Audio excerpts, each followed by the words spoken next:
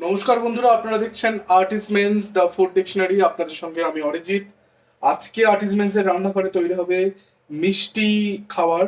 তো মিষ্টি খাবারের জন্য আমার কাছে কি কি রয়েছে আমি এক এক করে বলতে থাকবো। তার আগে প্রথমে কড়াই গরম হয়েছে, আমি কড়াইয়ে বেশ খানিকটা ঘি আগে ঢেলে নেব।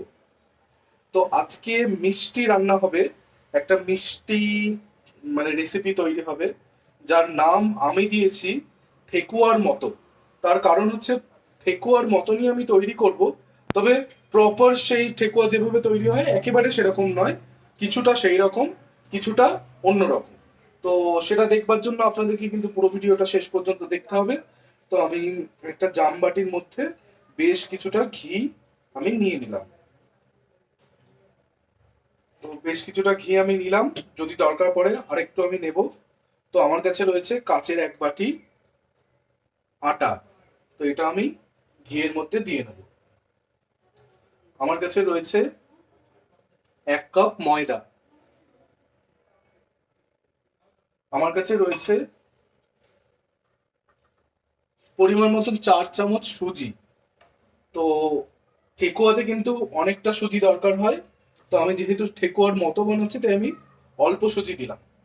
তো আর এখানে রয়েছে, এটা রয়েছে কাজু বাদাম, চিনি আর গুড়ের পুরো আমি মিক্সারে গুঁড়ো করে নিয়েছি, পাউডার। তো এই পুরোটা আমি এখানে দিয়ে নিলাম।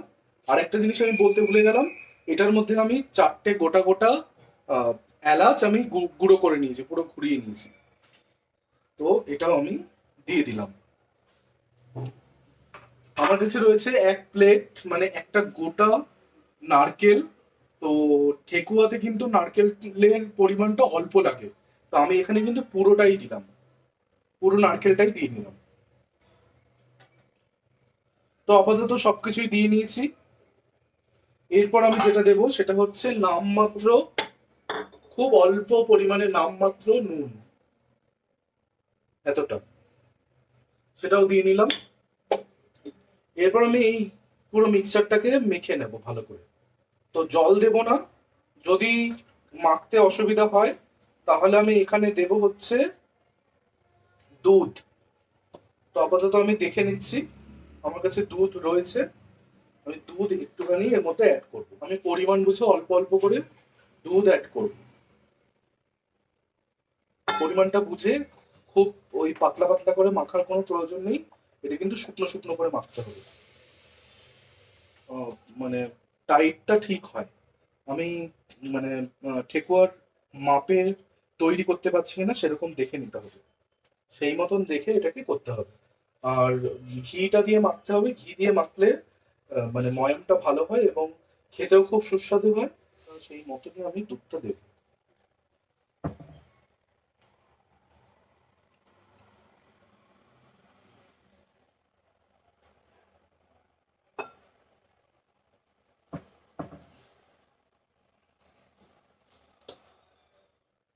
1 চামচ মতন গোটা মৌরি আমি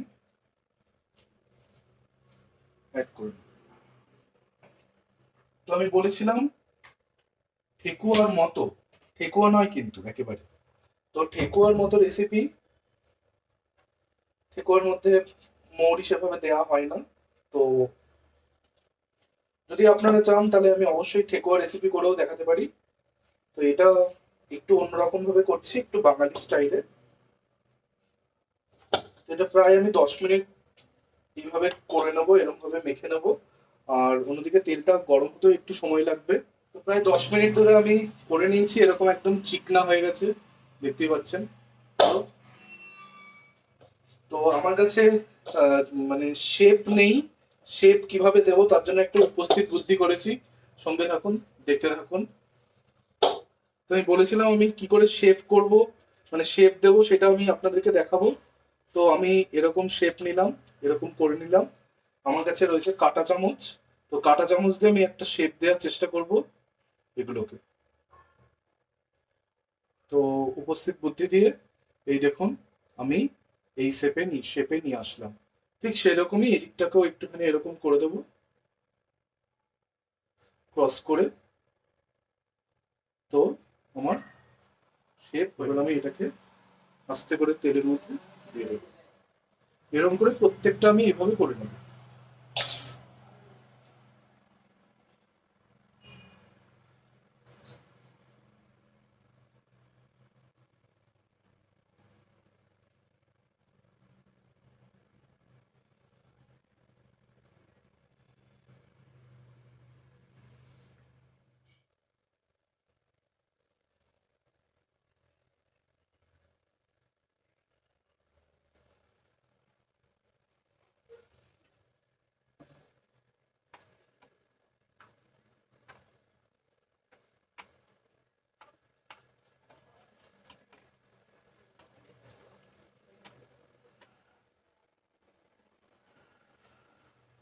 তো প্রথম লট ভাজা একদম তৈরি হয়ে গিয়েছে, কালারটাও সুন্দর এসেছে, ক্যারামেল একটা কালার চলে এসেছে।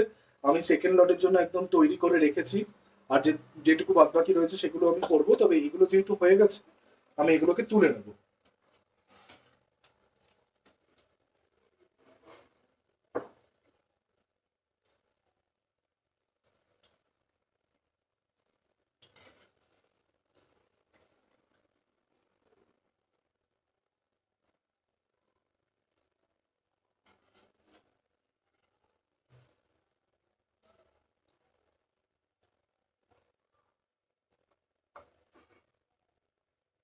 তো দেখতেই পাচ্ছেন প্রথম লট একদম তৈরি, তারপর এগুলো আমি করতে থাকবো।